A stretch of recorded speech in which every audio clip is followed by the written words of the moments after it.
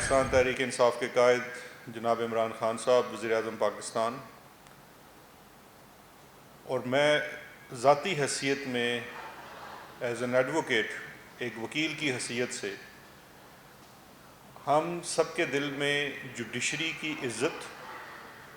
اور independence of judiciary, اس کی آزادی بہت مقدم ہے، اور اس چیز کا سوال ہی پیدا نہیں ہوتا کہ ایک لمحے کے لیے judiciary, superior judiciary of Pakistan یا کسی انڈیویجول جج ان پرسن، ان کے بارے میں ہمارے دل میں بھی کسی بھی قسم کی کوئی ایسی چیز ہو جس سے ان کی انڈیپینڈنس اور تقریب میں کوئی حرف بھی آئے۔ یہاں پہ یہ بڑا ضروری ہے یہ واضح کرنا کہ سپریم جوڈیشل کونسل واحد ادارہ ہے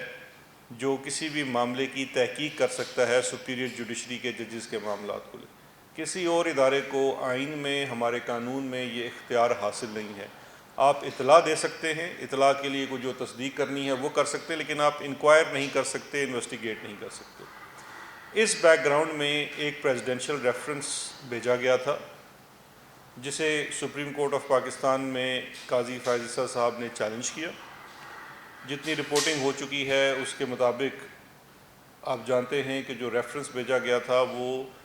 ان کے اہلیہ اور بچوں کے نام سے منسوب 3 لندن کے فلیٹ سے متعلق تھا۔ اس ریفرنس کو چیلنج کیا گیا سپریم کورٹ آف پاکستان میں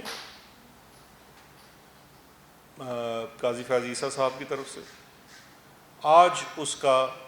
شارٹ آرڈر ایک لمبی پروسیڈنگز کے بعد، جس میں پٹیشنر کے وکلاء، اس کے ساتھ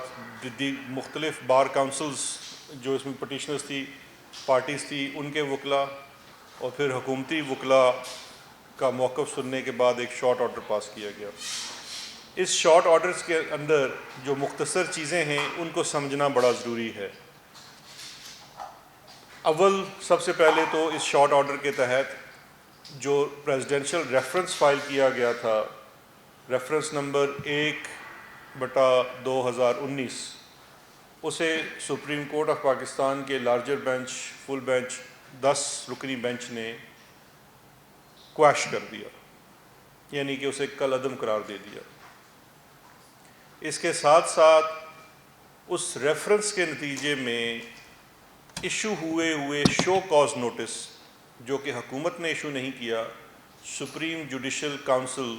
سینئر موسٹ 5 ججز، انہوں نے جو شو کاز نوٹس ایشو کیا تھا اسے بھی کالعدم، یعنی کہ اس کو لکھا ہوا ہے لفظ اسٹینڈ ابیٹڈ، جس کا ترجمہ شاید کالعدم ہی بنے گا، اسے بھی کالعدم یعنی کہ ناقابل عمل قرار دے دیا گیا۔ اب یہ جو 2 چیزیں کی گئی، اس کو سبجیکٹ کر دیا گیا، تابع کر دیا گیا ان چیزوں کے جو اس فیصلے کے باقی مضمرات میں ہیں، کیونکہ اس کیس کے اندر مدعا یہ تھا کہ جو 3 فلیٹس ہیں ان کی اطلاع کیسے آئی اور کیسے ان کی اطلاع کورٹ کے سامنے رکھی گئی، اور وہ کن کے نام پہ ہیں، اور کیا اس کی کوئی رسپانسبلٹی آنریبل جسٹس کے اوپر بھی بنتی ہے یا نہیں بنتی۔ لہٰذا عدالت نے یہ فیصلہ کیا، یہ پیرا 4 سے آپ دیکھ سکتے ہیں جو شارٹ آرڈر آیا ہے، اس میں فیصلہ ہے کہ 7 روز کے اندر، یہ فیصلہ آنے کے 7 روز کے اندر متعلقہ کمشنر ان لینڈ ریونیو وہ از خود انکم ٹیکس آرڈیننس 2001 کے تحت جو محترم جج صاحب کی اہلیہ ہیں اور ان کے بچے ہیں، ان کے نام نوٹس ایشو کریں گے، اور وہ نوٹس ان 3 لندن کے فلیٹ سے متعلقہ ہوگا جن کی تفصیل اس میں دی ہوئی ہے، میں اس کی تفصیل میں نہیں جاتا۔ نوٹس ایشو ہونے کے بعد 60 دن تو وہ ہیئرنگ کرے گا پارٹی کی، اس میں ان کا خود پیش ہونا بالکل ضروری نہیں ہے، وہ اپنے وکیل کو، اپنے کسی ایجنٹ کو، اپنے اکاؤنٹنٹ کو پیش کر سکتے ہیں،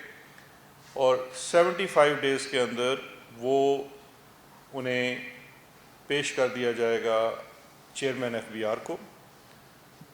چیئرمین ایف بی آر وہ رپورٹ موصول ہونے کے 7 روز کے اندر پابند ہوں گے پیرا نمبر 9 شارٹ آرڈر کے مطابق کہ وہ رپورٹ از خود اس کے اوپر دستخط کر کے سیدھی، کوئی حکومت کو نہیں بھیجنی، کسی کو نہیں بھیجنی، کسی اے آر یو کو نہیں بھیجنی، خود چیئرمین ایف بی آر کی طرف سے سائنڈ رپورٹ جو کہ ان کے کمشنر نے، متعلقہ کمشنر ہے جو یہ بنائے گا، وہ بھجوا دیں گے، پابند ہوں گے بھجوانے کے سپریم جوڈیشل کونسل کو تھرو اس کے جو سیکرٹری ہیں۔ اس کے جو سیکرٹری ہوتے ہیں وہ رجسٹرار سپریم کورٹ بھی ہوتے ہیں، تو ان کے تھرو یہ بھجوانے کے پابند ہوں گے چیئرمین ایف بی آر، اور جو سیکرٹری ہیں وہ اس چیز کے لیے پابند ہوں گے کہ وہ فوری طور پہ وہ رپورٹ جو چیئرمین ہیں سپریم جوڈیشل کونسل کے ان کے سامنے رکھیں، جو کہ under the scheme of things in constitution chief justice of Pakistan ہوتے ہیں۔ The Secretary shall forthwith place such report before the Chairman of the Council, which is Honorable Chief Justice of Pakistan, who shall in such manner as is deemed appropriate, جیسا ان کو موزوں لگے، have the report laid before the Council for such perusal, consideration, action, order or proceedings, if any, in relation to the petitioner as the Council may determine. The receipt of the report, the laying of it before the Council, and action proceedings, if any, or orders of directions, if any, as may be taken, made or given by the Council thereon, shall be deemed for purpose of Article 209 of the Constitution to be in exercise of the suo motu jurisdiction as is conferred in that article on the Council. جیسے میں نے پہلے عرض کیا تھا کہ supreme judicial council 3 طریقے سے پروسیڈ کر سکتی ہے، کوئی عام شہری بھی اس میں درخواست دے سکتا ہے، حکومت بھی ریفرنس بھیج سکتی ہے، اور تیسرا وہ از خود سو موٹو بھی کر سکتے ہیں۔ تو یہاں یہ ڈائریکشن آ گئی ہے کہ جو رپورٹ ایف بی آر کی طرف سے آئے گی، کیونکہ اس کے اندر دیکھیے ایک فیکچول ڈٹرمنیشن ہونی ہے ان فلیٹس کو لے کے، اس فیکچول ڈٹرمنیشن جس میں اکاؤنٹس ہیں، ٹیکس ڈکلیریشنز ہیں، سورس آف انکم ہے، سورس آف فنڈنگ ہے، وہ تمام چیزیں جب طے پا جائیں گی کمشنر ایف بی آر سے، تو وہ جب سپریم جوڈیشل کونسل کے سامنے آئیں گی تو سپریم جوڈیشل کونسل اس کو خود سے ڈٹرمن کرے گی، اور اگر اس کے اندر جو پٹیشنر ہیں، جو جج صاحب ہیں، ان کا کوئی بھی رول بنتا ہوگا تو وہ اس کے مطابق 209 آرٹیکل آئین کے تحت فردر کارروائی کر سکتے ہیں۔ پھر اس کے اندر مزید بھی دیا ہوا ہے کہ اگر 100 دن کے اندر ٹوٹل یہ کیس کا نوٹس ایشو ہونے کے بعد کسی بھی وجہ سے ایف بی آر اپنی رپورٹ نہیں بھیجتی تو چیئرمین جو ہیں وہ ان سے پوچھ سکتے ہیں تھرو سیکرٹری جو چیئرمین ہیں کونسل کے، یعنی کہ چیف جسٹس آف پاکستان، اس رپورٹ کی ڈیلے سے متعلق۔